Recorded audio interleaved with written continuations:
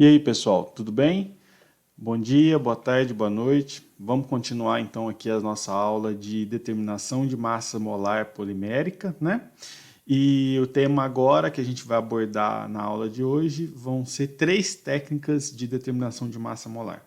A gente vai começar falando sobre ultracentrifugação, depois a gente vai falar um pouquinho sobre cromatografia e fechar o tema da aula de hoje com viscosimetria. O conteúdo realmente é um pouco extenso, né? Mas dentro da proposta do nosso curso, a ideia é apresentar um aspecto geral sobre essas três técnicas de determinação de massa molar, que vão poder ajudar vocês a entender os princípios de funcionamento que são adotados nessas técnicas, né? E como que a gente vai conseguir correlacionar esses procedimentos aqui com a massa molar polimérica, né? Então, dando início aqui com o tema ultracentrifugação, o termo ultracentrifugação, ele aplica-se à centrifugação que necessita de um tipo específico de centrífuga, né? Que vai ser a nossa ultracentrífuga. E qual que é a diferença da ultracentrífuga para a centrífuga normal, né? É que no caso da ultracentrífuga, a gente vai alcançar aceleração de rotação de até 150 mil rotações por minuto, né? Enquanto nas técnicas de centrifugação tradicionais aí, a gente pode chegar em torno de no máximo 10 mil rotações por minuto. Então, realmente é um valor bem alto, bem expressivo de rotações por minuto.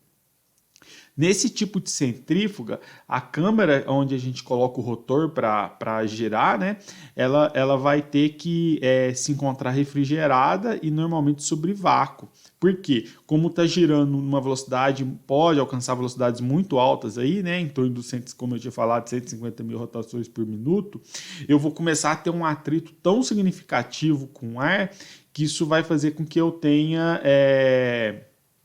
um pouco de aquecimento do meu sistema que pode não ser desejável, inclusive podendo danificar o meu motor.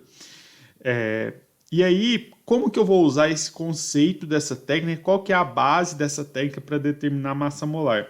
Quando eu tenho uma solução polimérica, né, um sistema onde eu tenho polímeros em solução, e eu aplico uma rotação numa velocidade suficiente, o que vai acontecer? Se a gente lembrar, as soluções poliméricas, né, elas vão ser constituídas por sistemas onde eu tenho as macromoléculas poliméricas solubilizadas num dado solvente. Aí, no caso aqui, tem que ser um bom solvente. O que vai acontecer nesses casos onde eu tenho essa solução polimérica minha? Lembrando que aqui também é muito importante eu trabalhar com soluções poliméricas diluídas, né? Elas têm que se encontrar no regime diluído. E aí, como no processo de síntese eu vou obter cadeias poliméricas com tamanhos diferentes, né? Então eu vou ter um grupo de cadeias com uma massa molar bem pequena, um grupo de cadeias com uma massa molar bem alta, e eu vou ter aí uma tendência a apresentar uma grande porcentagem de cadeias com a massa molar intermediária, o que indica para nós então que os materiais poliméricos, né, revisando mais uma vez, eles apresentam uma distribuição de massas molares aí, sendo que cada cadeia vai ter um valor de massa molar diferente. Né? E aí essa distribuição de massas molares, ela tende normalmente a seguir uma distribuição normal. Quando eu aplicar essa rotação, né, na ultracentrifugação, o que vai acontecer é que as cadeias vão começar a se separar por tamanhos diferentes. Então eu vou ter as cadeias maiores, elas vão ter uma maior facilidade, né, uma maior tendência a se precipitarem e irem para o fundo do meu recipiente, enquanto as cadeias de menor massa molar vão ter uma tendência a ficar mais na superfície da minha solução. Por que isso acontece? Acontece exatamente por densidade, por massa, né? Se eu pegar aí vamos imaginar aí um frasco com água, uma jarra com água, né?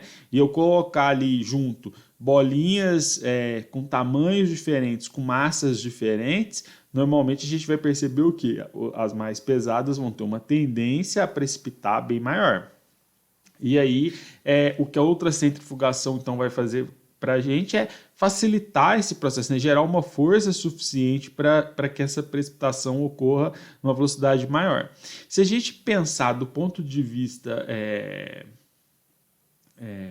simplesmente físico, né, de distribuição de forças aqui, a gente vai ver que a tendência natural desse sistema seria precipitar. A questão é que, do ponto de vista entrópico, isso não é muito favorável, né? Eu tenho um sistema onde as cadeias estão todas distribuídas aleatoriamente no meu sistema e elas naturalmente se organizarem com as cadeias maiores no fundo e separando com um gradiente, né, de tamanho de cadeia que não é o natural. E aí, então, com isso, o que a centrífuga vai fazer é gerar essa força que vai estimular o meu sistema a chegar nesse sistema de separação de cadeias por tamanho. E aí, o que vai acontecer, então, aqui nesse caso, né?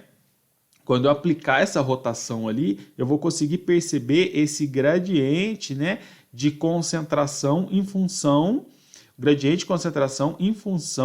da distância, né, até do menisco ao fundo do meu frasco, né?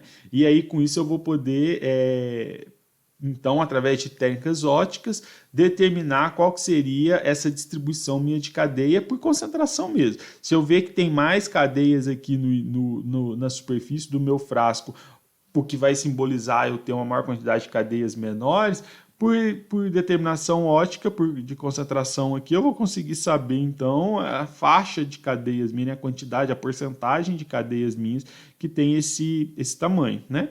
E aí esse gradiente ótico, esse sinal ótico aqui, eu vou obter por técnicas óticas tradicionais para determinação de massa molar. Eu posso usar aí alguma técnica espectroscópica, por exemplo, né?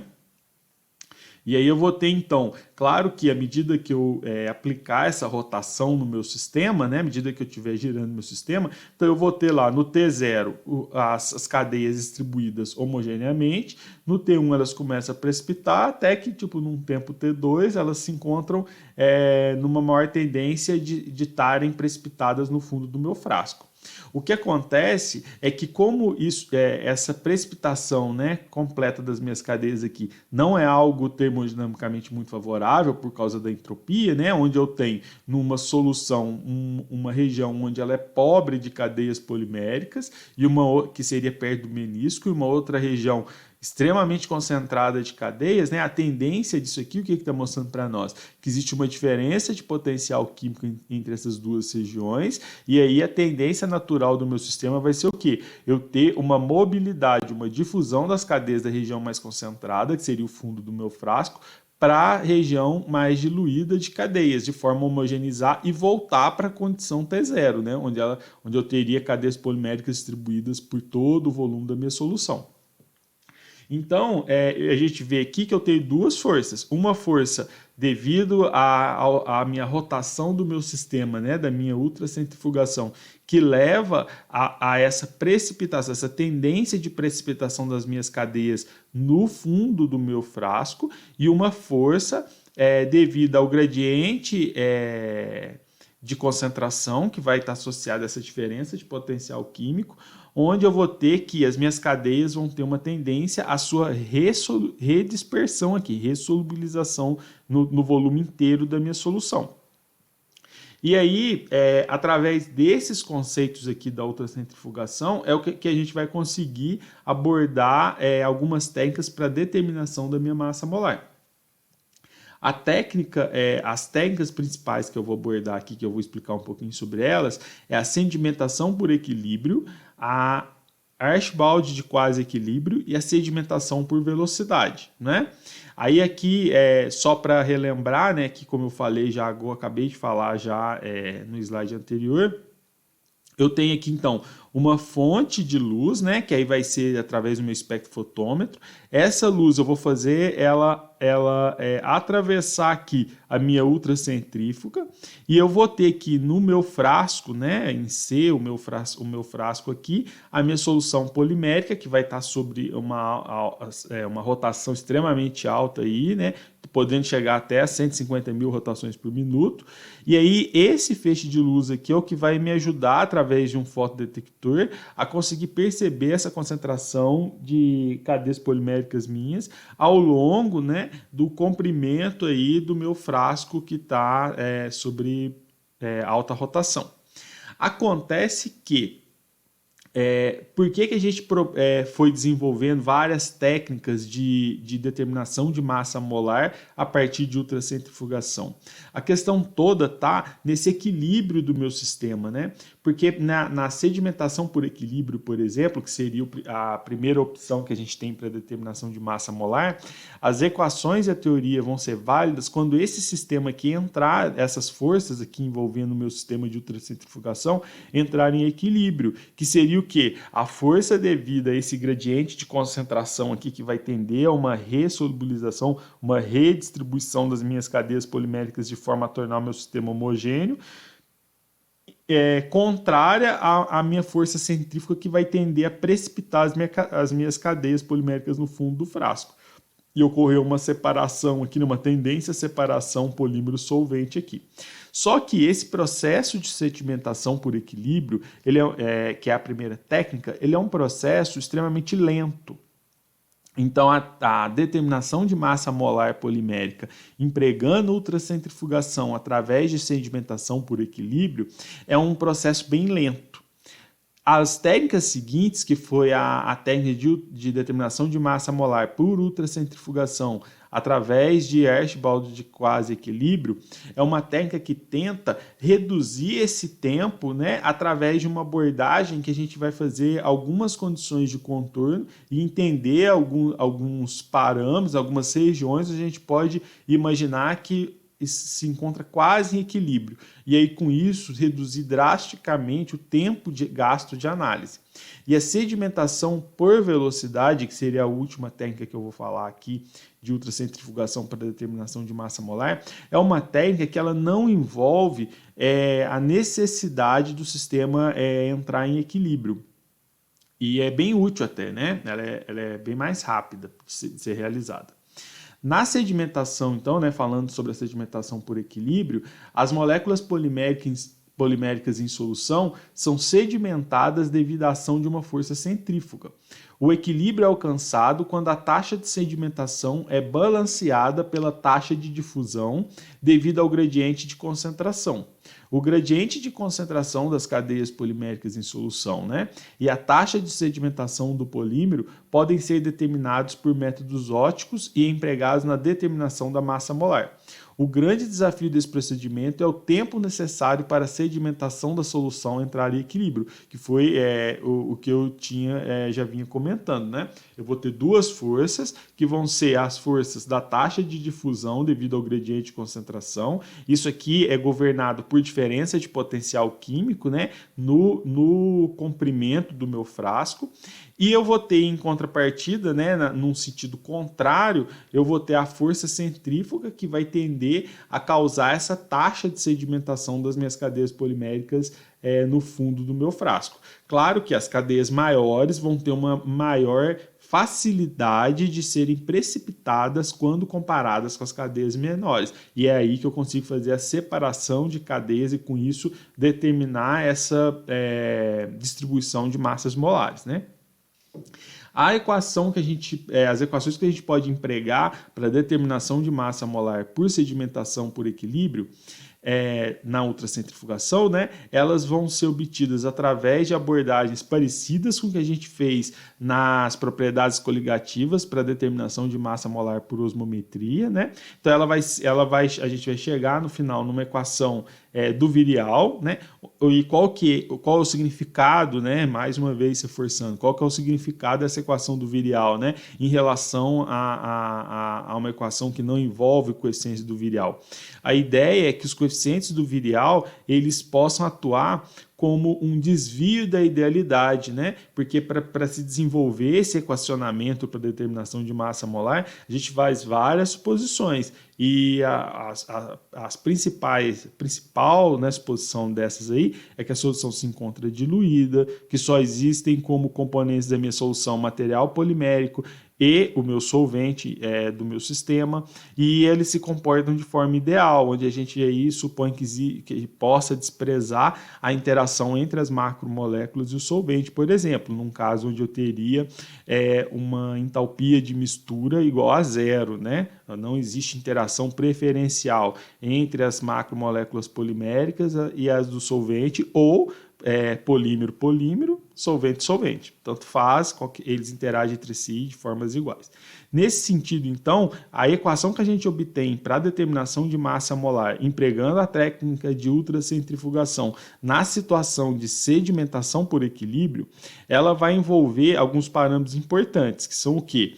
O volume da minha solução polimérica que eu estou colocando no frasco, isso aí vai ser bem importante, né? A densidade da minha solução polimérica, né?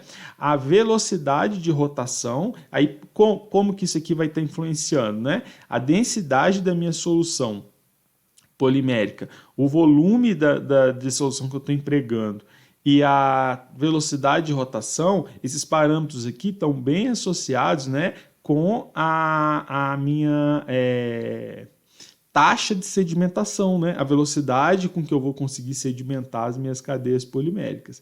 E eu tenho um termo também, que é um termo que envolve uma expressão diferencial entre a concentração do meu polímero em solução e o comprimento do meu frasco, né, a distância até o centro de rotação. Esse parâmetro diferencial que vai relacionar, né, a minha variação na concentração polimérica e distância até o centro de rotação é um parâmetro que expressa diretamente, né, e de forma bem clara o efeito do gradiente de concentração, né, da diferença entre o meu potencial químico ao longo do comprimento do meu frasco. E aí é claro, né, como eu estou abordando aí uma solução polimérica e pensando no movimento das minhas macromoléculas em solução, claro que a temperatura vai ser um efeito importante. Porque se eu tiver uma maior temperatura, por exemplo, eu vou ter uma maior facilidade do meu movimento, minhas cadeias vão estar se movimentando de forma bem mais fácil, e isso iria ocasionar numa maior tendência ao processo de sedimentação das cadeias. Aí eu vou ter constante dos gases e, nesse caso, eu vou conseguir obter a massa molar ponderal média, né, empregando essa equação aqui. Ela funciona, essa equação funciona muito bem, eu tenho, como eu falei para vocês, inclusive, eu posso considerar o efeito do coeficiente do virial. Na equação do virial, os coeficientes do virial eles vão vir multiplicando a minha concentração polimérica em solução, né? E aí eu vou ter e a minha massa molar polimérica também. E aí o que vai acontecer? Normalmente, como a concentração polimérica é bem diluída, eu consigo simplificar essa equação do virial aqui, desprezando os coeficientes do virial e tornando a determinação da massa molar um pouco mais simples. Porém, aí lembrando que nesse caso eu estou entendendo o sistema ideal.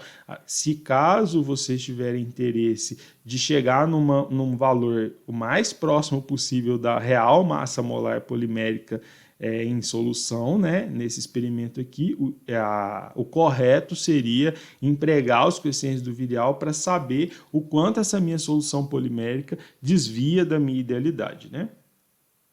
No caso da determinação da massa molar por ultracentrifugação, empregando a técnica de Archibald de quase equilíbrio, o que a gente vai fazer é entender que na região do menisco e do fundo do meu frasco, né, no fundo da minha coluna líquida, o equilíbrio é estabelecido mais rapidamente. Então, o que a gente vai entender qual que é a ideia aqui? Se eu aplicar uma taxa de rotação, né, uma velocidade de rotação aqui no meu sistema, o menisco ali, a região da superfície da minha solução polimérica, eu vou ter rapidamente a precipitação das minhas cadeias e naquela região ali, basicamente eu vou ter muito mais rápido o processo de separação.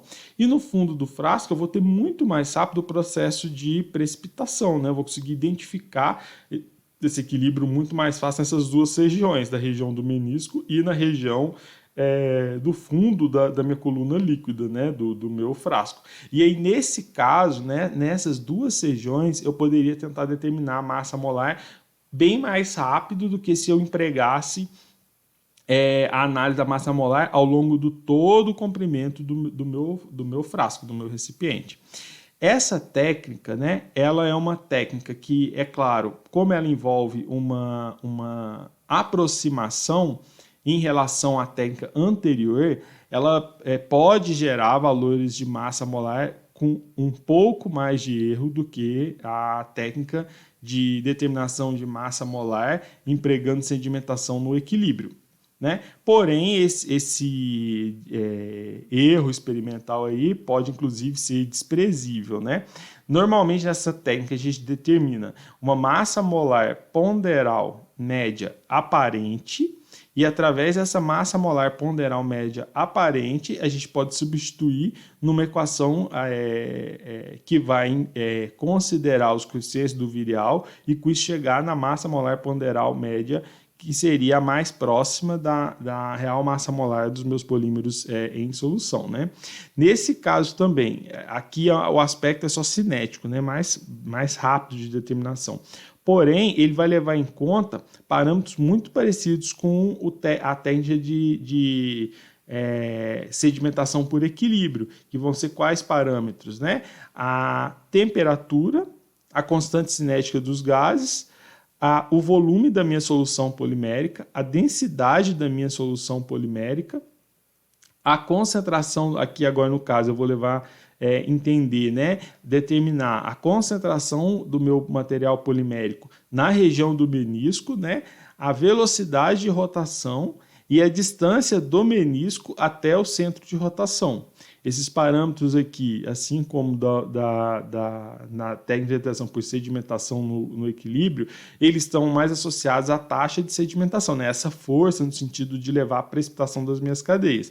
E eu vou ter um termo também diferencial que relaciona a minha concentração do meu material polimérico em solução em relação à distância, ao comprimento da minha coluna líquida, que seria um parâmetro que está mais associado à diferença de potencial químico, que vai levar a um processo de ressolubilização das minhas cadeias poliméricas ao longo de toda a minha coluna líquida, de forma a tornar a minha solução homogênea novamente, beleza?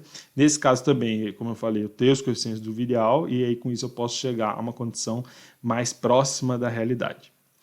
Na ultracentrifugação por sedimentação, empregando velocidade, né, sedimentação por velocidade, vai ser uma técnica, né? Essa técnica ela vai depender do tempo em que as partículas de interesse vão sedimentar ao longo da duração do experimento, né? Então, o que eu vou monitorar aqui é a velocidade com que as cadeias poliméricas sedimentam, né? Qual o tempo gasto para cada cadeia sedimentar, e não a concentração ao longo de todo o comprimento da minha coluna líquida. Então, o que vai acontecer? Uma solução polimérica inicialmente uniforme, ela vai ser colocada na minha célula, né? Que eu posso entender que ele vai ser minha coluna, no caso, meu sistema como uma coluna líquida, e uma velocidade angular suficientemente alta vai ser usada para causar sedimentação relativamente rápida do soluto em direção ao fundo da minha célula, da minha coluna líquida.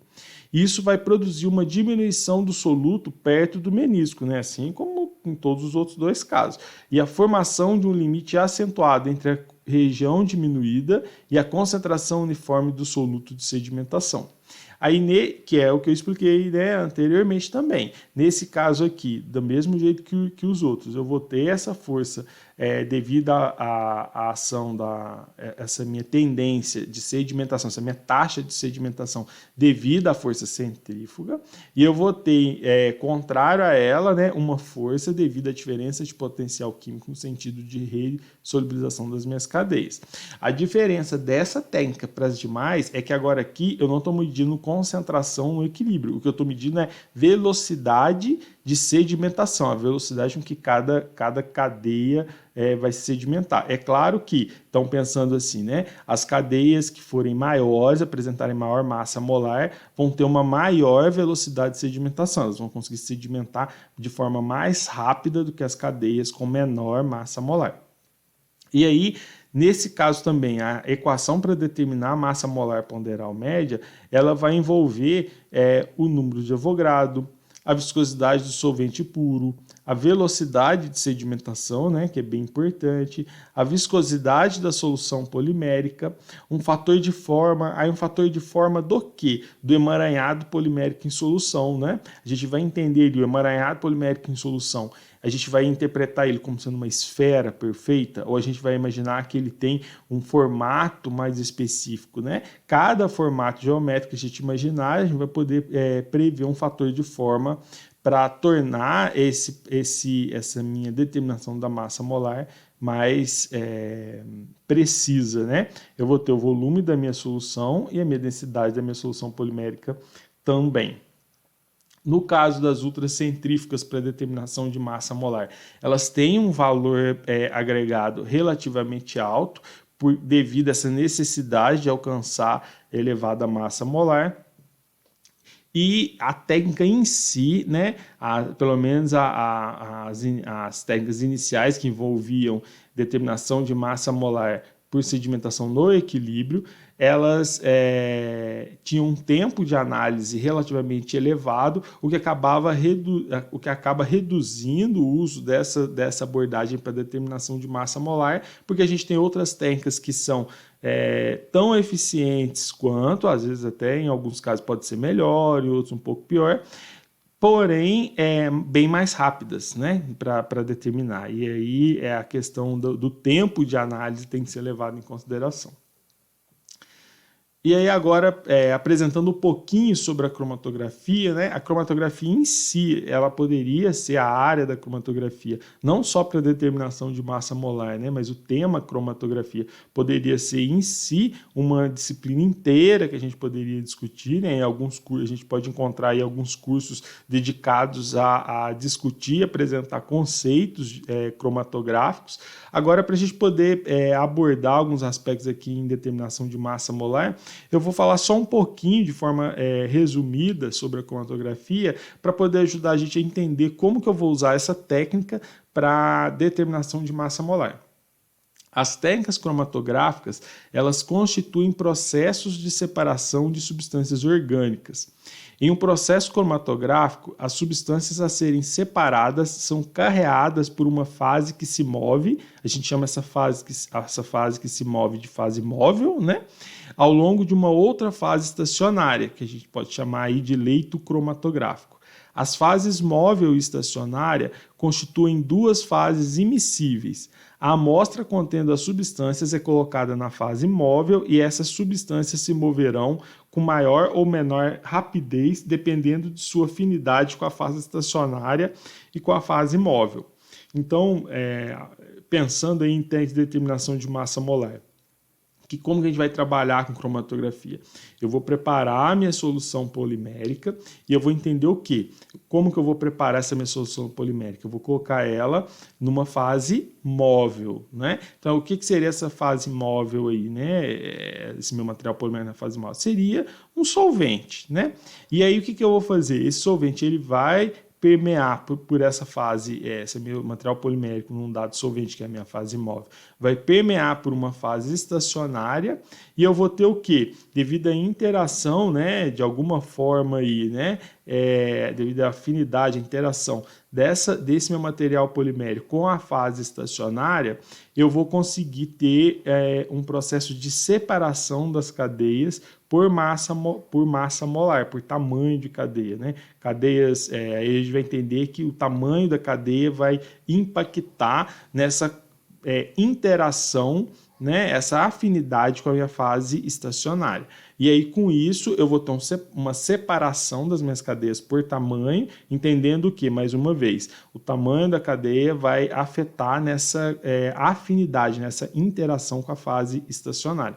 E aí eu tenho a separação das cadeias, e à medida que eu tenho a separação das cadeias, então agora eu posso contar, né? Eu posso usar alguma técnica, por exemplo, espectroscópica, como eu falei lá na ultracentrifugação, para poder estimar a concentração das cadeias poliméricas de cada tamanho, né? Determinar quantas cadeias tem cada tamanho. Aí a cromatografia em si, no geral, ela tem várias classificações, né? A gente pode, por exemplo, classificar a cromatografia com relação à geometria desse leito cromatográfico, né, que é a fase estacionária. Eu posso ter a cromatografia em coluna, né? Nesse caso a gente vai ter uma coluna que pode ser de vidro ou de aço inoxidável, por exemplo, e ela vai ser empacotada com material ativo, que é a minha fase estacionária, através do qual a mistura a ser separada vai fluir, né? vai permear. Eu posso ter também uma cromatografia planar, né? Nesse tipo de cromatografia, a gente vai incluir a cromatografia em camada fina e a cromatografia em papel.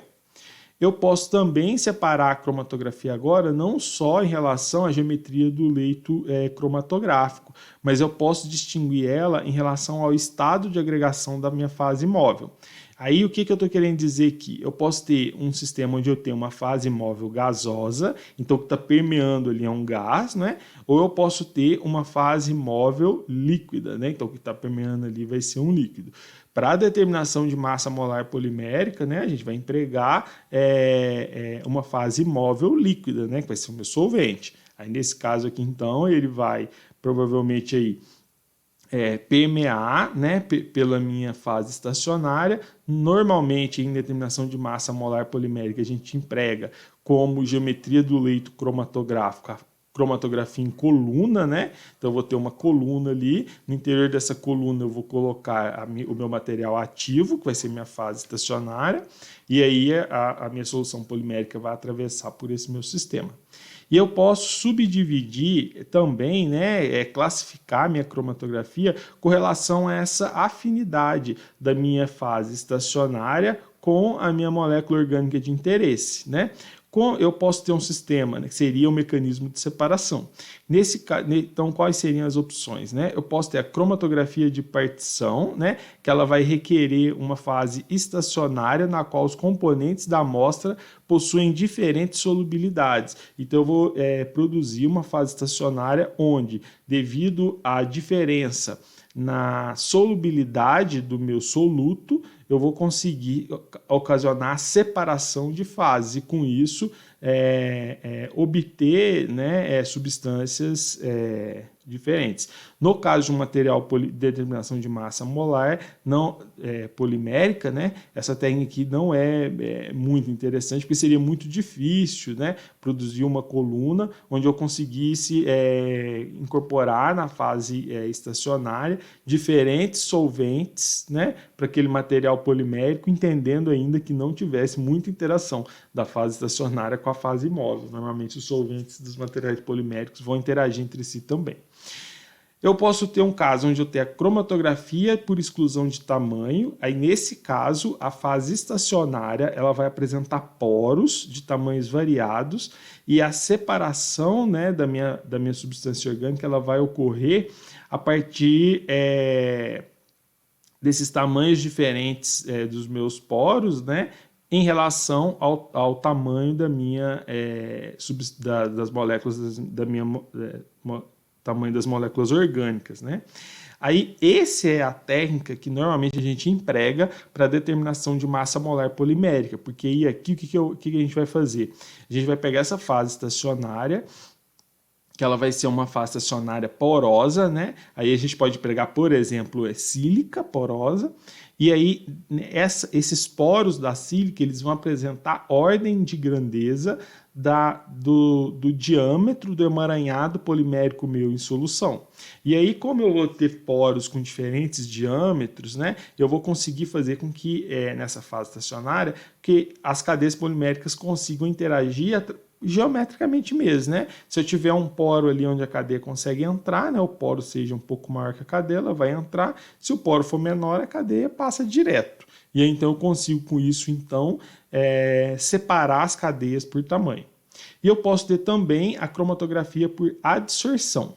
Nesse caso da cromatografia por adsorção, o que a gente vai fazer é que a fase estacionária vai apresentar centros ativos capazes de adsorver os componentes da mistura a ser analisada. A adsorção é influenciada basicamente por forças intermoleculares polares, né? Então aqui agora eu estou entendendo que a minha fase estacionária vai apresentar uma capacidade de interações do tipo secundárias, né, interações intermoleculares com a minha molécula orgânica de interesse. Aí, nesse processo meu de determinação de massa molar polimérica, não seria muito interessante a gente pensar nesse sistema, porque se ocorresse interação, a cadeia polimérica iria interagir com a minha fase estacionária e não ia sair mais, né? E aí como é que eu ia conseguir separar se ela ia aderir, ficar ali retida indefinidamente, né, num primeiro momento, a não ser que eu ocasionasse alguma condição para eliminar essas forças intermoleculares polares aqui. E aí, então, agora, como a técnica de determinação de massa molar que a gente usa cromatográfica é a cromatografia por exclusão de tamanho, ou cromatografia de permeação em gel, né, é o mesmo nome para essa categoria cromatográfica, né, aí eu que ia falar, né, que essa técnica de exclusão por tamanho, nessa técnica, né, a separação ela vai ocorrer exclusivamente pelo tamanho molecular. A única questão que vai levar ao processo de separação das cadeias vai ser o tamanho das próprias, né? É o único efeito. Então não existe, a gente tem que desprezar, ignorar, entender que não existe nenhuma interação entre a minha fase estacionária, que eu citei lá que poderia ser a sílica porosa, né? Então eu teria aí partículas de sílica com poros do tamanhos variados, né? Onde eu teria esses poros aí da ordem de grandeza do diâmetro das minhas cadeias poliméricas em solução. Aí uma imagem, eu apresento uma imagem aqui representativa. Essa imagem representativa não é da sílica porosa, até porque a gente não conseguiria ver os poros de forma tão nítida assim, usando uma técnica de microscopia eletrônica de varredura, da ordem de grandeza do emaranhado polimérico em solução, né? Que ele é bem pequeno mesmo, né? Da ordem de alguns angstroms aí. Aqui é só para representar partículas porosas, para indicar esse processo, né? E aí o mecanismo de separação ele vai ocorrer como? Eu vou ter cadeia, então imagina que eu vou ter lá em solução cadeias maiores e cadeias menores. O que vai acontecer é que as cadeias maiores não vão conseguir, devido a impedimento geométrico mesmo, adentrar no interior dos meus poros aqui e com isso elas vão conseguir permear na fase móvel, né, de forma bem mais eficiente. Então a fase móvel minha aqui seria o solvente, né? E eu teria o quê? Algumas cadeias menores que elas vão conseguir adentrar no interior dos meus poros, né? E aí esse interior dos meus poros aqui ele vai estar preenchido, óbvio, por solvente, que é uma molécula de baixa massa molar, que vai conseguir, por efeito de capilaridade mesmo, né, adentrar aqui. As cadeias poliméricas vão entrar, só que quanto menores elas forem, mais elas vão conseguir adentrar. E o fato dela adentrar, né, nesses meus poros aqui, vai retardar esse meu escoamento da minha cadeia aqui, né? Que ela vai entrar e sai e depois continua a escoar. E aí com isso eu vou conseguir separar as cadeias poliméricas por tamanho. As maiores vão conseguir passar de forma bem mais rápida do que as menores. E quanto menor, mais tempo ela vai gastar para poder atravessar essa minha coluna líquida. Esse recheio das colunas, né, que são essas partículas minhas aqui, ela vai conter poros de diversos tamanhos, então, como eu já falei, né, vai ser bem distribuído, e o volume total da minha fase móvel vai corresponder ao volume dos poros mais o volume intersticial. Aí esse volume intersticial a gente considera como volume morto, porque seria um volume aqui que nem as cadeias poliméricas de menor massa molar conseguem adentrar, né? O volume dos poros é o volume ocupado pela fase móvel estagnada, né? Então a fase móvel estagnada aqui a gente vai entender como sendo o solvente que está no interior dos poros. E o volume intersticial é o volume ocupado pela fase móvel fluindo entre as partículas. Beleza? Existem algumas condições necessárias para a gente poder considerar essa técnica de cromatografia.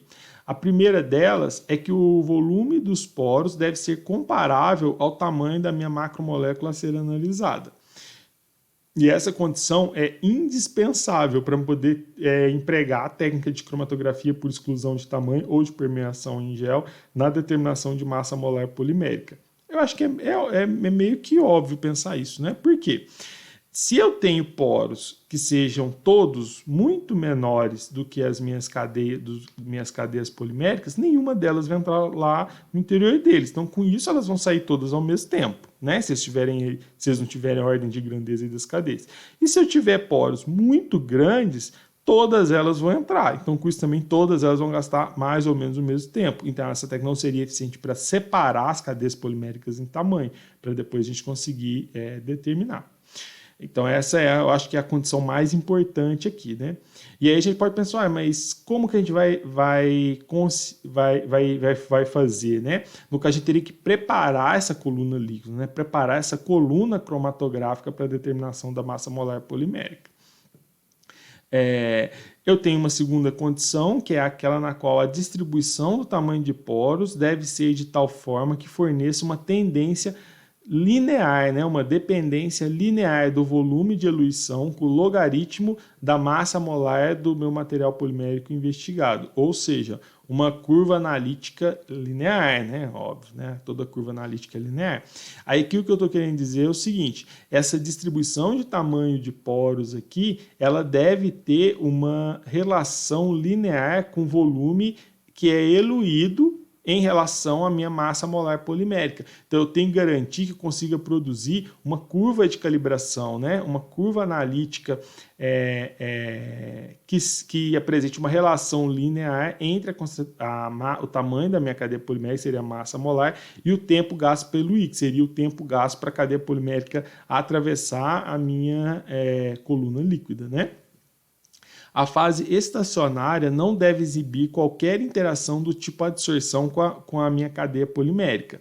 Que aí aqui foi como eu tinha até retratado alguns slides anteriormente ali. Se a gente considerar que existe essa interação entre a minha macromolécula polimérica e a minha partícula porosa, o que vai acontecer? A cadeia polimérica vai entrar no interior do poro e essa interação vai afetar na capacidade da minha cadeia polimérica de sair desse poro e continuar seguindo no caminho da minha coluna líquida. Então, com isso, ela iria afetar esse tempo de eluição, né? Esse tempo que a minha cadeia polimérica gasta para percorrer. E aí eu iria ter um efeito que ia distorcer a minha previsão da massa molar polimérica. E, por fim, a fase estacionária, né, essas minhas partículas porosas, elas têm que apresentar resistência mecânica, térmica e química. Então, ela não vai poder interagir com o solvente, né, quimicamente com o solvente. Ela tem que suportar termicamente esses efeitos sem eu ter grandes variações no meu volume dos meus poros devido à variação de temperatura. E ela tem que ter uma certa estabilidade mecânica aqui para poder suportar essa força devido ao fluxo da minha solução polimérica, né, ao fluir da minha solução polimérica pela coluna líquida. Então, só representando, eu vou ter o quê? Uma coluna líquida, onde eu vou ter nela uma fase móvel, que seria o solvente na parte externa, a minha fase estacionária, aos meus poros, as partículas porosas aqui, que seriam o interior desses poros, a minha fase estacionária, né, a fase móvel que está do lado de fora. Quando eu injetar aqui na superfície, aqui, né, no início no topo da minha coluna cromatográfica, somente o meu solvente, o tempo gasto para ele atravessar, né, permear por toda essa minha coluna cromatográfica aqui, vai ser único, porque todas as moléculas de solvente têm o mesmo tamanho. Então ele vai. E se eu colocasse isso num espectrofotômetro para determinação de massa molar, ele não ia identificar sinal nenhum, porque não teria cadeia polimérica aqui, né? Eu teria uma linha base. E quando eu injetar uma solução, né, aqui no caso tem que ser soluções diluídas também, né, como nas outras técnicas que a gente apresentou. Por que é importante uma solução diluída aqui? Por exemplo, se a gente colocar uma solução que seja semidiluída ou mesmo concentrada, né, pior ainda concentrada, eu vou começar a ter um processo onde eu vou começar a bloquear os poros da minha fase estacionária, e aí com isso eu vou ter o quê? Um efeito onde eu não vou conseguir determinar a minha real massa molar, porque todas as cadeias agora vão passar a fluir numa mesma velocidade, porque elas não vão conseguir adentrar no interior dos meus poros, né? E aí eu começo a entupir minha coluna cromatográfica, né? Aí, agora, se eu tiver uma solução diluída, o que vai acontecer? As cadeias poliméricas que tiverem maior massa molar, elas vão mais rapidamente conseguir permear por essa minha coluna cromatográfica. Por que elas conseguem fazer isso de forma mais rápida? Porque elas vão ficar somente na fase móvel, né? Que seria o meu solvente exterior aos meus poros. E aí, com isso ela consegue rapidamente sair e ela vai gerar um sinal. Lá no meu espectrofotômetro, eu vou conseguir gerar um sinal onde eu vou perceber que existem cadeias poliméricas saindo lá. De acordo com a intensidade desse sinal, eu vou conseguir determinar a quantidade, né, a concentração das cadeias, onde um sinal mais intenso vai indicar para mim que eu tenho mais cadeias, uma maior quantidade de cadeias daquele respectivo tamanho, né, daquele respectivo valor de massa molar. As cadeias menores, quanto menor for a minha cadeia polimérica, por mais poros ela vai conseguir adentrar, e com isso o tempo gasto para ela percorrer toda essa coluna minha líquida aqui vai ficando cada vez maior, o que vai garantir então comigo vários sinais, onde cada sinal vai indicar um grupo de cadeias poliméricas com um determinado valor de massa molar, né? E aí, com isso, eu conseguiria determinar o valor da minha massa molar polimérica, da minha distribuição de cadeias, né? Agora, como que eu vou conseguir, através dessa intensidade desse sinal aqui obtido, chegar no valor da minha massa molar polimérica? Através da minha curva analítica ou curva de calibração, né? Essa técnica de cromatografia por exclusão de tamanho, ela obrigatoriamente envolve a necessidade da gente ter os valores dessa curva de calibração.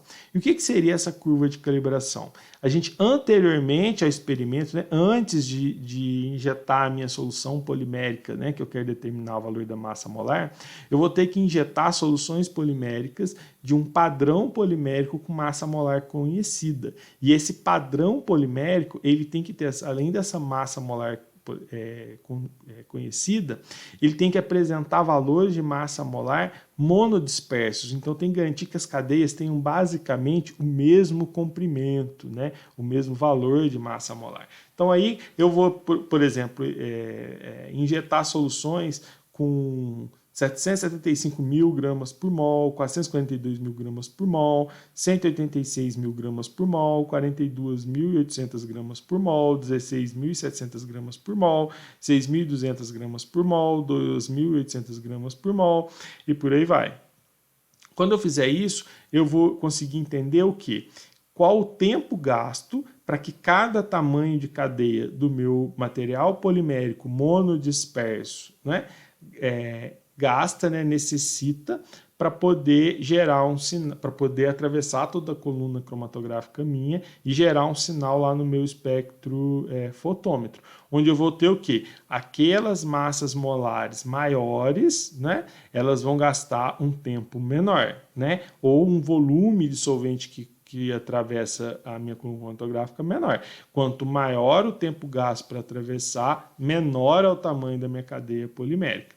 E aí, como eu já sei o valor da massa molar, eu vou fazer o quê? Plotar um gráfico, né? Onde eu vou ter a massa molar conhecida em função do meu sinal obtido ali, né? Do meu volume eluído, né? Ou tempo de eluição, que eu posso monitorar o volume de solvente que atravessou até obter o meu sinal, ou monitorar o tempo gasto, né, de experimento. E aí, como eu vou ter pontos, né, para cada massa molar obtida, eu consigo obter uma equação, através de regressão linear simples, uma equação do tipo y igual a A mais bx, onde eu vou ter que y corresponde à massa molar, né, polimérica, e o x corresponde ao volume eluído ou tempo de eluição. E aí, como eu vou ter os parâmetros A e B aqui, né, da regressão linear, a gente vai conseguir agora, empregando a minha solução polimérica, estimar o tempo que ela gastou para eluir essa solução polimérica com massa molar agora desconhecida e, através dessa equação analítica aqui, né, chegar na determinação da massa molar para aquela solução polimérica minha de interesse, né, que eu quero saber a real massa molar dela. Essa necessidade de determinação de curva analítica na cromatografia, ela acaba encarecendo mais ainda a determinação de massa molar por esta técnica, porém ela permite para nós gerar valores de massa molar extremamente precisos, né? E aí aqui também, assim como na outra centrifugação, a gente vai conseguir obter os valores não só de massa molar ponderal média, como massa molar aritmética média, avaliar a distribuição de massas molares para ver se de fato ela segue uma distribuição normal, determinar índice de polidispersividade, né, que ele é determinado pela relação, né, a divisão da massa molar ponderal média pela massa molar aritmética média. E aí, um exemplo de aplicação, né? Por que a gente quer determinar a massa molar polimérica, né? Mais uma vez aqui, mais um exemplo. Eu posso usar isso como um controle de diversas propriedades, né? Porque se eu saber o valor da minha massa molar, eu vou entender o quê? Por exemplo, pensando em propriedade mecânica. Se eu tiver uma distribuição normal ali com uma massa molar aritmética média X, né? Um valor aí qualquer, eu posso entender que um valor menor, uma distribuição mais larga para os menores valores de massa molar, pode impactar numa resina mais dura e quebradiça, né? E também para menores valores de massa molar, pode impactar numa resina muito mole, né? Uma resina que não tenha muita estabilidade mecânica e começa a ter, num produto produzido a partir dela, muita variação geométrica, dimensional, através de pouca tensão aplicada, né? Mesmo na mão ali, ter variação. E se eu tiver uma maior massa molar polimérica minha, eu posso acabar chegando num caso onde eu tenho uma resina mais dura e quebradiça, né? Ela não tem uma resposta mecânica muito interessante, seja bem quebradiça aí em serviço. Então, existe uma relação direta da massa molar polimérica com propriedade mecânica, mas não só com propriedade mecânica, mas também com viscosidade, com tempo de processamento, com resistência química e com várias outras características aí da minha cadeia polimérica que vão depender dessa minha massa molar e não só da massa molar polimérica simples, né? Mas pensando no índice de polidispersividade e nessa distribuição de cadeias, né? Avaliar o perfil de distribuição de cadeias. O cromatógrafo, por exclusão de tamanho ou de permeação em gel, ele é um equipamento dos apresentados até aqui para determinação de massa molar, um dos mais caros, né? Porém, ele gera valores de massa molar extremamente precisos, né? E que podem ser extremamente úteis em alguns casos, principalmente em indústrias de grande porte, né, que precisam saber valor, né, que tem intenção de saber o valor da massa molar de forma bem precisa, né. Eu sugiro que façam o exercício, né, tentem fazer ele em casa. Eu apresento nele o valor do volume eluído para diferentes sinais obtidos, né? E aí esse sinal do meu espectrofotômetro ele tem uma relação com o número de cadeias e com a massa molar do meu material polimérico, aqui pensando, por exemplo, no polipropileno. Lembrando que para conseguir resolver esse exercício aqui, vai ser necessário ter os valores, né, da curva de calibração para poder conseguir encontrar a minha curva analítica e, com isso, conseguir, através desse volume diluído aqui, determinar a massa molar do meu polipropileno. Um outro aspecto interessante que a gente tem que refletir na cromatografia de permeação em gel para determinação da minha massa molar polimérica, do meu tamanho da minha cadeia polimérica, é essa necessidade do meu polímero padrão, né, como monodisperso. Por quê? Não existem padrões poliméricos monodispersos para todos os polímeros que existem no mundo.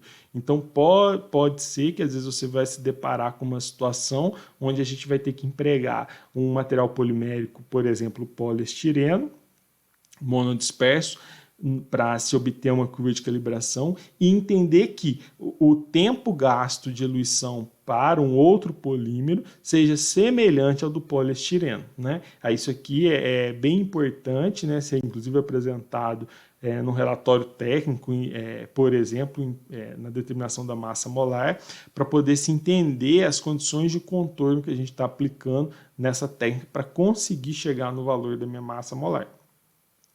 E aí, por fim, a gente tem a viscosimetria, né, como uma técnica para determinação da massa molar. No caso da técnica de viscosimetria, a gente não vai empregar esse experimento para obter a massa molar aritmética média ou a massa molar ponderal média. Aqui a gente vai determinar a massa molar polimérica viscosimétrica, né, que é um outro conceito. Nesse caso da viscosimetria aqui, né, nesse caso, o fluxo, a gente pode entender que o fluxo da minha solução polimérica, ele corresponde ao deslocamento irrecuperável de algumas moléculas poliméricas em relação às outras, sobre a ação de uma tensão externa, né, que pode ser, por exemplo, a força da gravidade. Imaginemos um fluido escoando através de um tubo capilar, né? O que a gente teria nesse caso, então? Se a gente vai entender lá, o tubo capilar pode ser um tubo de vidro capilar, a gente vai ter o quê? Na superfície do meu capilar, a velocidade é zero, né? A superfície do vidro não está em movimento. Agora, na minha solução polimérica lá, no centro do meu capilar ali, eu vou ter a velocidade máxima de escoamento. E a solução polimérica que estiver tocando na minha superfície do meu capilar de vidro, ela teria uma velocidade nula. Então a gente poderia entender o quê? Que eu tenho um gradiente de velocidades, né, onde eu tenho diferentes valores de velocidades em relação ao meu raio do meu capilar aqui, né? E esse fluido, ele pode ser uma substância de baixa massa molar, né, um polímero no estado fundido ou um polímero meu em solução, né? Então aqui um exemplo de uma substância de baixa massa molar seria o próprio solvente, né? Eu poderia trabalhar com polímero fundido ou com soluções poliméricas também.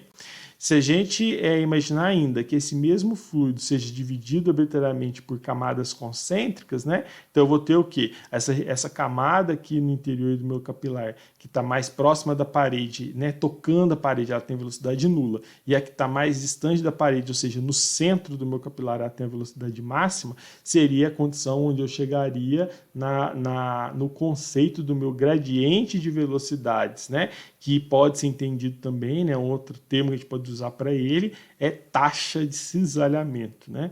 Onde eu vou ter que ver como sendo a velocidade de escoamento e R o raio do ciclo concêntrico correspondente ao meu capilar aqui. E durante o escoamento, as moléculas que estão expostas a diferentes velocidades, elas vão colidir entre si, gerando uma troca de momento entre as camadas de fluxo, né? Então, cada região ali do meu capilar eu vou ter colisão entre as moléculas. E esse fenômeno ele vai causar uma fricção interna, dificultando o escoamento.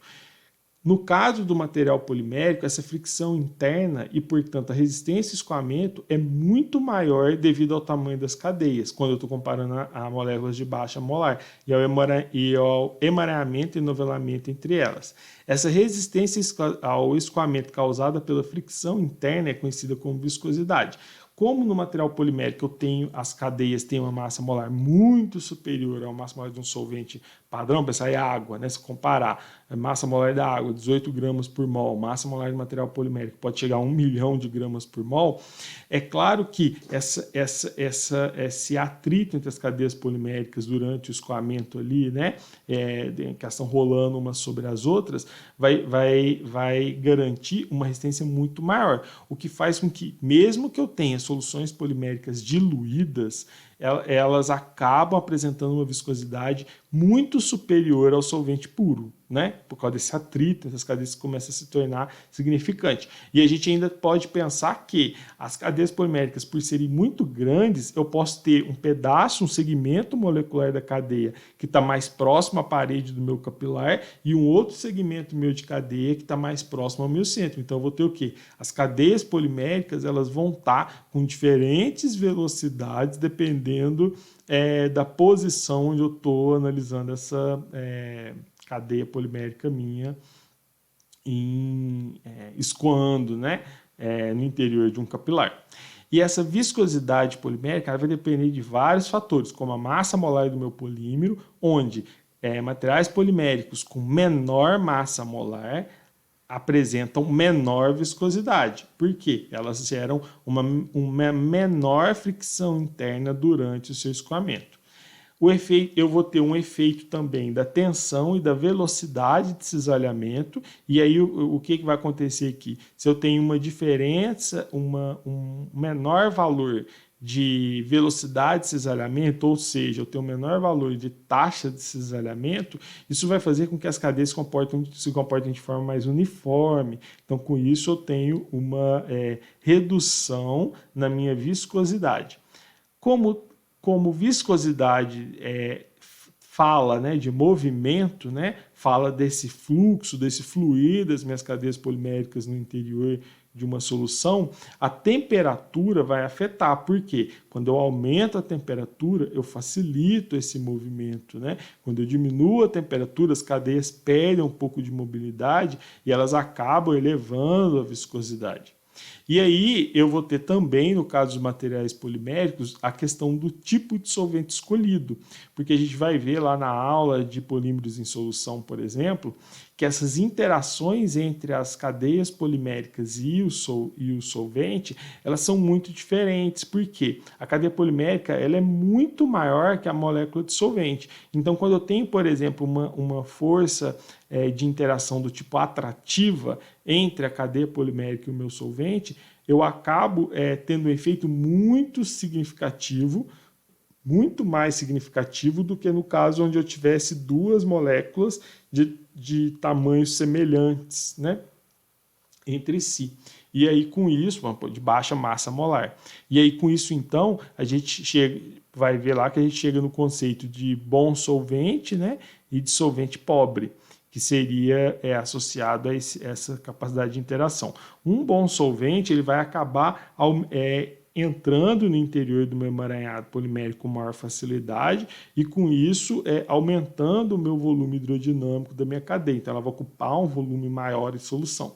Isso vai acabar fazendo com que eu aumente a minha viscosidade, né? Do que se eu pensar num caso onde eu tenho uma interação até do tipo repulsiva entre o emaranhado meu polimérico e o solvente, e a cadeia vai tentar se fechar sobre ela mesma e aí reduzir esse volume hidrodinâmico e com isso então reduzir essa fricção interna. No caso das cadeias poliméricas, né, a relação entre a viscosidade e a taxa de cisalhamento não segue o conceito newtoniano tradicional, onde eu não tenho variação nenhuma com a viscosidade em relação à taxa de cisalhamento. É o caso da água, né? Se eu pegar a água e fazer ela passar no interior de um capilar, a velocidade com que ela vai escoar ali não vai mudar a sua viscosidade. Agora, no caso polimérico, sim. Por quê? Imagina que a gente tem um emaranhado polimérico. Se eu pegar esse emaranhado polimérico e aplicar baixas taxas de cisalhamento, baixas taxas de cisalhamento, eu não vou conseguir deformar essa minha cadeia polimérica em solução. Então, a cadeia polimérica ela vai se comportar basicamente sem sofrer alteração com essa taxa de cisalhamento, porque elas vão se manter inalteradas. Vou ter um valor alto de viscosidade, né, porque é uma solução polimérica ali, essa fricção é bem alta, porém ela não é influenciada pela taxa de cisalhamento significativamente. A gente chama essa região A, né, por exemplo, de platô newtoniano, porque ela lembra um comportamento newtoniano, onde a viscosidade não é afetada pela taxa de cisalhamento. Agora, à medida que eu aumento essa taxa de cisalhamento, né, à medida que eu aumento essas tensões de cisalhamento que a cadeia vai estar sendo submetida, eu vou chegar num valor de tensão agora que a minha cadeia polimérica vai começar a ser deformada, né, e começar a se orientar no sentido do fluxo. À medida que ela vai sendo deformada e se orientando no sentido do fluxo, essa fricção interna vai diminuindo, porque ela vai ficando bem mais fácil de fluir naquela região. Esse contato entre as cadeias poliméricas vai reduzindo, né? E aí, consequentemente, sua fricção. E aí eu passo a ter o que, então? À medida que eu aumento a minha taxa de cisalhamento, eu oriento cada vez mais as minhas cadeias poliméricas em solução, né? Devido à sua deformação. E aí, com isso, então, eu vou tendo uma queda na sua viscosidade. Essa região C, a gente chamaria de uma região pseudoplástica, né? Onde a gente pode ver nitidamente uma relação significativa entre a taxa de cisalhamento e a viscosidade. Até que a gente chega numa condição onde, mesmo que aumente a minha taxa de cisalhamento, a cadeia polimérica já está toda orientada no sentido do fluxo. Ela já se deformou o máximo que ela conseguiria se deformar, né? Então, por exemplo, o que era, num primeiro platô newtoniano, uma esfera, né, aproximadamente uma esfera, né, que seria o emaranhado polimérico em solução, agora no meu segundo platô newtoniano eu tenho um bastonetezinho completamente orientado no meu sentido de fluxo. E aí, com isso, eu passo a ter uma situação onde, independente do aumento da taxa de cisalhamento, a viscosidade já não muda mais. E aí, aqui, então, seria uma condição onde eu não teria variação da viscosidade com a taxa de cisalhamento. Quando a gente pensa em soluções poliméricas, a contribuição do grau de orientação para a viscosidade ela diminui consideravelmente com a diluição. Por quê? Se eu diminuo a concentração do meu material polimérico em solução, eu entro no regime diluído. E no regime diluído, as cadeias poliméricas elas não percebem umas às outras. Eu tenho tão pouca cadeia polimérica em solução que um emaranhado meu polimérico, ele pensando que tem um formato mais ou menos esférico, ele não consegue perceber a presença de outro emaranhado polimérico meu em solução. Então, com isso, essa fricção aí, ela é reduzida, né? Drasticamente reduzida.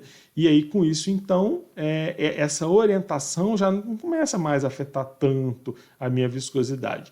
Além disso, o efeito da mobilidade térmica na viscosidade, ela torna-se muito mais importante, né? Porque aí agora, se eu tenho uma mobilidade ali, um movimento da minha cadeia polimérica ali em solução, vou para uma cadeia maior, ela vai se mover de forma mais lenta do que uma cadeia menor. Isso para uma dada mesma temperatura nas duas condições aí, né, com cadeias de maior e menor massa molar.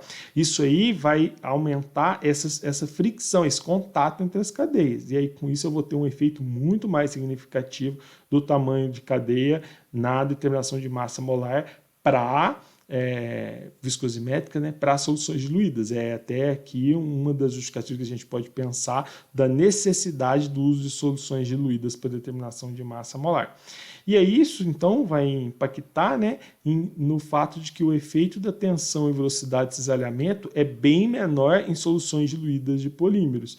E o sistema comporta-se como fluido newtoniano. Porque aí, como eu falei para vocês, no regime diluído, uma cadeia não percebe a outra, então a viscosidade não é muito impactada por essa taxa de cisalhamento e ela vai sempre se comportar como um fluido newtoniano, o que simplifica muito para a gente a determinação de massa molar viscosimétrica, né? Empregando soluções diluídas. A gente não precisaria usar, né, dos modelos geológicos aí constitutivos para prever. E essas condições de baixa tensão e baixa velocidade de cisalhamento, elas são necessárias para a determinação da viscosidade limite do fluido, né, que a gente chama de viscosidade intrínseca, que vai ser a viscosidade que a gente vai usar para obter o valor da minha massa molar polimérica. O estudo da viscosidade das soluções poliméricas ele seria bem mais simples se o coeficiente de viscosidade da solução fosse a soma das viscosidades parciais de cada componente na solução. Que o que eu estou querendo dizer aqui? Se eu pegar lá a viscosidade do meu polímero mais a viscosidade do meu solvente, é uma regra de aditiva química básica, e multiplicar aí pela fração molar de cada um em solução, né? Soluto e solvente, entendendo aí que o soluto é a minha molécula polimérica, seria muito mais fácil estudar a viscosidade desse jeito. A questão é que quando uma molécula pequena é dissolvida em um solvente, a viscosidade do sistema varia muito pouco, né? Porque eu não tenho esse efeito de fricção entre elas, contribuindo de forma tão intensificada na viscosidade do meu sistema. Já no caso dos meus materiais poliméricos, que são macromoleculares, né, a cadeia ela vai apresentar um volume muito maior do que o meu solvente e vai poder também apresentar conformação variada. Cada segmento da cadeia, além disso, ele vai poder estar sob a ação de diferentes velocidades de fluxo. Por quê? Eu vou ter regiões da cadeia, segmentos da cadeia que estão mais próximos à parede do meu capilar e outras regiões que estão mais próximas do centro do meu capilar. Isso vai acarretar no aumento significativo da viscosidade, mesmo em soluções diluídas. Então, assim, o emprego das soluções diluídas poliméricas, ele vai ser muito útil, né, na determinação da massa molar. Por quê? Né? Resumindo aqui, ele vai garantir para nós que cada segmento de cadeia ele vai se encontrar sob ação de diferentes velocidades de fluxo, né? Que existe uma contribuição do movimento da cadeia polimérica, né? da movimentação da minha cadeia polimérica em solução na determinação da massa molar e que não existe essa alta fricção entre as cadeias poliméricas devido à sua alta concentração. Então não tem um efeito significativo da taxa de cisalhamento. E aí, com isso, então, vai facilitar bastante a minha determinação da massa molar empregando soluções diluídas, né? E, além disso, também, essa variação na minha viscosidade, com a presença de polímeros, mesmo em soluções diluídas, é extremamente significativa, né?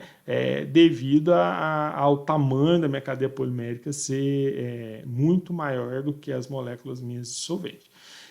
Para determinar a minha massa molar empregando viscosimetria, né, é muito usual a gente usar uma tabela, né, porque a gente pode seguir e aí com isso ir determinando algumas viscosidades, né, até chegar no valor da minha massa molar. A primeira viscosidade que a gente vai ter que determinar nesse sistema seria a viscosidade relativa, né? Essa viscosidade relativa, como que a gente vai determinar ela? Eu vou pegar primeiro o meu solvente puro, né, colocar ele num viscosímetro, e aí tem que ser, depois eu vou explicar por quê, mas tem que ser numa temperatura controlada, eu não posso fazer em qualquer temperatura, vão ter as temperaturas ideais para a gente fazer esse experimento, né, em cada sistema polímero solvente. E lá no viscosímetro, eu vou cronometrar o tempo gasto para o solvente escoar de um ponto determinado a outro. E eu anoto aquele tempo gasto. Depois eu coloco a minha solução polimérica diluída, né, e monitoro o tempo gasto novamente para ela atravessar do mesmo ponto ao outro. O que a gente pode já prever antes mesmo de fazer o experimento? Mesmo que a solução polimérica seja diluída, o tempo gasto para a minha solução polimérica percorrer um ponto 1 até um ponto 2, né, devido à ação da gravidade, vai ser bem maior do que o do solvente puro. Por quê? A viscosidade da solução polimérica é bem maior. O que eu estou querendo dizer, então, quando a viscosidade é maior, é que a resistência ao fluxo é bem maior. E aí, com isso, a minha viscosidade relativa seria exatamente essa relação entre os tempos gastos para escoar, de um ponto 1 ao ponto 2. Aí eu vou colocar lá o tempo gasto para a minha solução polimérica escoar, do ponto 1 ao ponto 2, dividido pelo tempo gasto para o meu solvente escoar, do tempo 1 para o tempo 2. E aí essa relação entre tempos aqui vai gerar para mim um conceito que eu chamo de viscosidade relativa, né? Eu posso pegar essa viscosidade relativa, né, e subtrair 1 dela, o que geraria para mim o conceito de viscosidade, eu chamo esse conceito de viscosidade específica, né? E aí, através dessa viscosidade específica, eu vou chegar no valor da viscosidade reduzida, que seria uma razão entre a viscosidade específica e a concentração, e eu vou chegar na viscosidade inerente, né? Que seria uma relação entre a viscosidade reduzida e a concentração. E aí, como que eu vou chegar no valor da minha massa molar polimérica por viscosimetria? Essa abordagem aqui, ela foi inicialmente descoberta de forma empírica, né? Os pesquisadores preveram empiricamente essa relação que eu vou apresentar para a determinação da massa molar. Depois, com o passar dos anos, foi possível desenvolver teorias que explicassem essa relação, né, entre viscosidade e massa molar. Para chegar no valor da massa molar, eu vou ter que encontrar o valor da viscosidade intrínseca. E aí, essa viscosidade intrínseca, eu posso determinar ela de duas formas. Através da equação de Huygens ou através da equação de Kramer, né? No caso da equação de Huygens, eu vou usar o limite, né, o limite da viscosidade específica dividido pela concentração, né, que é a minha viscosidade reduzida, onde a concentração tende a zero. Então, como que seria um experimento para determinação de massa molar empregando Huygens? Eu teria que produzir soluções poliméricas com diferentes concentrações, né?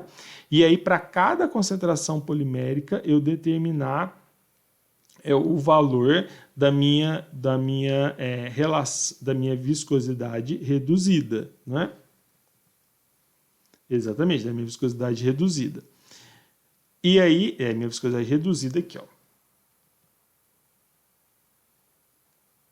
E aí, com isso, eu vou aplicar uma regressão linear, onde eu vou conseguir obter o intercepto aqui. Esse intercepto que eu consigo obter com o eixo Y, ele está me indicando o valor da minha viscosidade reduzida, né?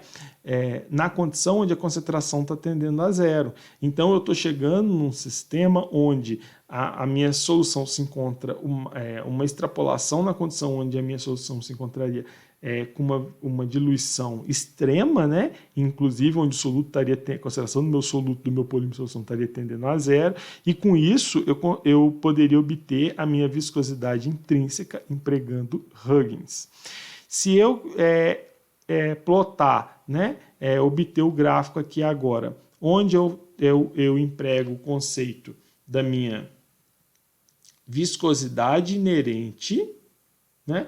Dividir do limite da minha viscosidade inerente, onde a concentração tende a zero, aí nesse caso eu vou fazer a mesma coisa. Eu vou interpolar, extrapolar, né, desculpa o meu sistema aqui, aplicar uma regressão linear, onde a minha viscosidade agora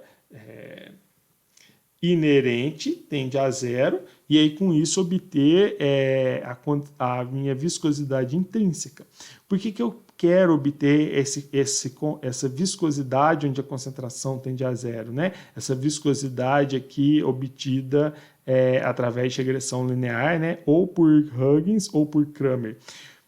Porque é através dessa viscosidade intrínseca onde eu estou reduzindo o efeito da minha concentração polimérica, ou seja, eu estou buscando levar a zero o efeito da fricção, né, entre as cadeias poliméricas durante o escoamento, para poder, de fato, entender como se comporta a minha cadeia polimérica em solução e avaliar só o efeito do tamanho do meu volume hidrodinâmico, né, o tamanho da minha cadeia polimérica em solução. E aí, né, essa viscosidade intrínseca é a viscosidade que eu vou usar para poder determinar a massa molar polimérica, viscosimétrica, usando a equação de Mark-Rowan-Sakurada, né?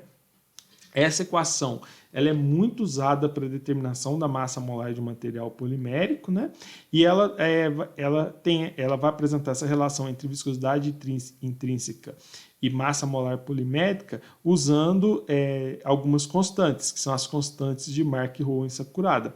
Por que eu tinha falado que é importante a temperatura nesse experimento? Porque essas constantes de Mark-Rowan-Sakurada aqui, elas têm validade para um par polímero solvente, né? Então, sei lá, por exemplo, poliestireno em tolueno. Ela só vai poder ser usada, né? Você só vai poder empregar essa equação aqui para um dado valor de K e A ou alfa, né? Alguns autores chamam de alfa, quando você fazer os experimentos empregando poliestireno e tolueno. E se eu quiser fazer poliestireno e, sei lá, de cloroetano, aí você vai ter que encontrar os valores de K e alfa para o sistema poliestireno de cloroetano, que aí você iria conseguir fazer. E além disso, essa constante aqui ela não depende só do par polímero solvente, ela depende também da temperatura. Então, normalmente, as constantes K e A elas vão vir para um dado par polímero solvente em uma dada temperatura. Por isso que é tão importante o controle de temperatura nesse experimento, para que você consiga usar as constantes de Mark-Rowan-Sakurada de forma mais precisa, né? E elas, na maioria das vezes, né, o valor de A, o alfa, ele vai situar entre 0,5 e 0,8, né? E para polímeros menos flexíveis, a gente vai observar um maior valor de A ou alfa, né? O que indica para nós, então, que esse valor alfa ou A, ele está associado à conformação da minha macromolécula polimérica em solução. Normalmente, os viscosímetros que a gente usa para determinação de massa molar viscosimétrica são viscosímetros de vidro, né, transparente, para a gente poder conseguir ver a solução polimérica escoando de 1,1 a 1,2, por exemplo, né? E a gente vai ter que ter também alguns banhos termostáticos onde eu consiga inserir o meu viscosímetro de vidro, normalmente é um viscosímetro Upload ou um viscosímetro Cannon-Fisher, né? E aí, Cannon-Fisher, e aí, com isso eu vou ter um controle mais preciso da temperatura da minha solução polimérica aqui e monitorar o escoamento. Para a gente monitorar o escoamento, né, esse fluir da minha solução polimérica aqui entre 1,1 e 1,2, a gente pode fazer isso de forma visual, quando for fácil identificar, né, essa minha solução polimérica aqui.